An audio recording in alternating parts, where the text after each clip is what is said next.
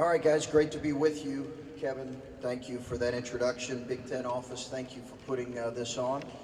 It's great to be back with all of you here in person, and we're really excited about the season.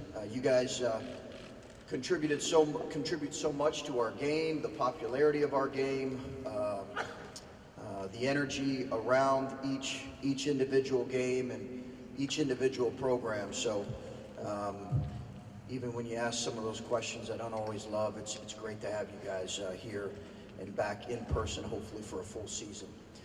We're excited about our group and excited about, we've got very much a veteran group. I think our team will be led by guys like Kyle Young and E.J. Liddell and Justin Arns, who are all going into their third, fourth, or fifth season in our program. That continuity is really important. We have some other veteran guys who have had really good Big Ten seasons, like Justice Suing. You know, I think obviously there are some questions with losing our backcourt, and how will we respond to that? But I'm really excited about some of the potential answers we have in our backcourt there. It's a fun time of the year. It's a really fun time of the year with a lot of anticipation, a lot of excitement. You know, we put together the most challenging non-conference schedule that I've ever played, and I think those will present some real decisions for us here early in the season. It'll determine a lot of for us in terms of how tough we are early in the season to manage some of the challenging games we have. But I'm excited about that. I love this league. The depth of the league, as we've mentioned a number of times, is really second to none, and I think that's been established.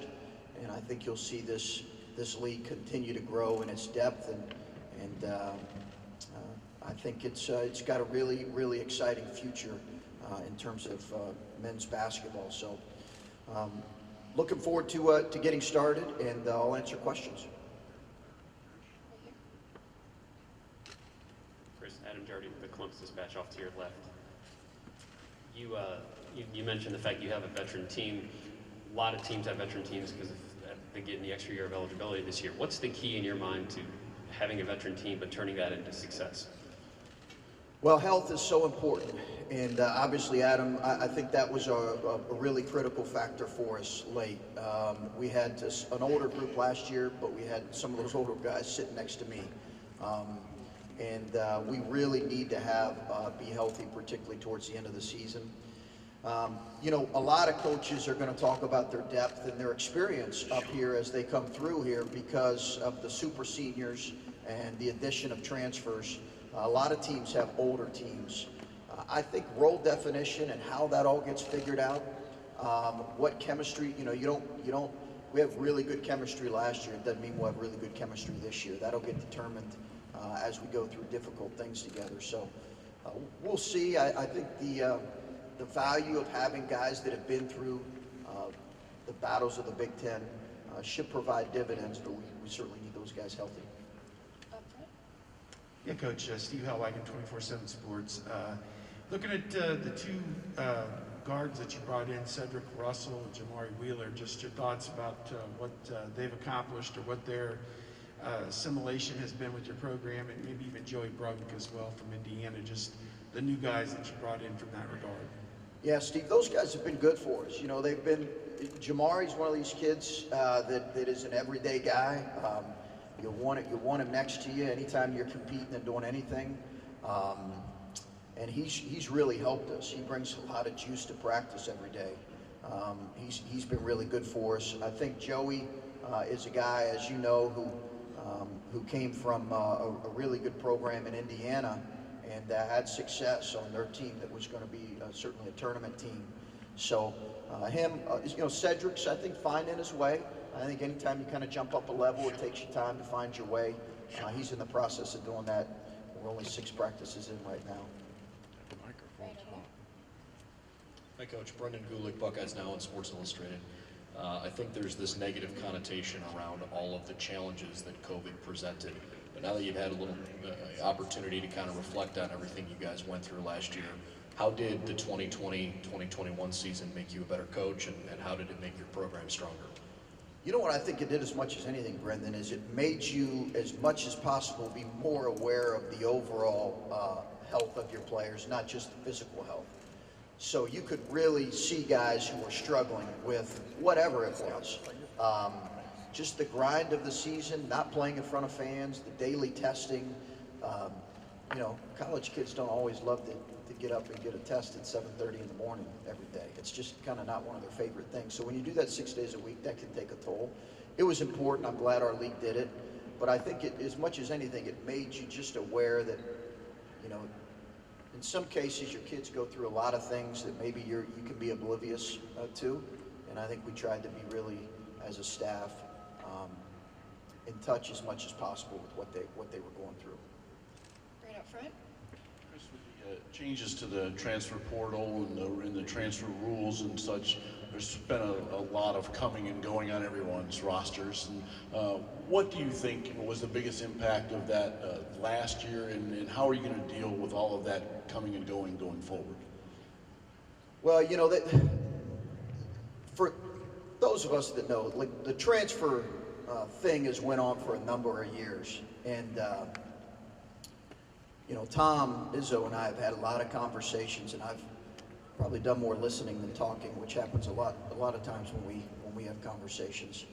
And I understand kind of the perspective on both sides of this thing, but it's certainly here to stay. And I do think what it's going to contribute to is teams that are a little bit older, a little bit more experienced.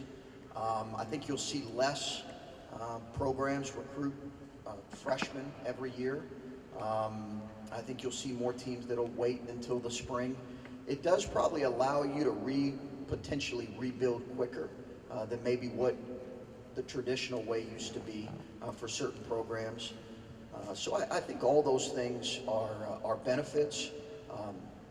You know, I think we've had a lot of success both at Butler and at Ohio State with important transfers.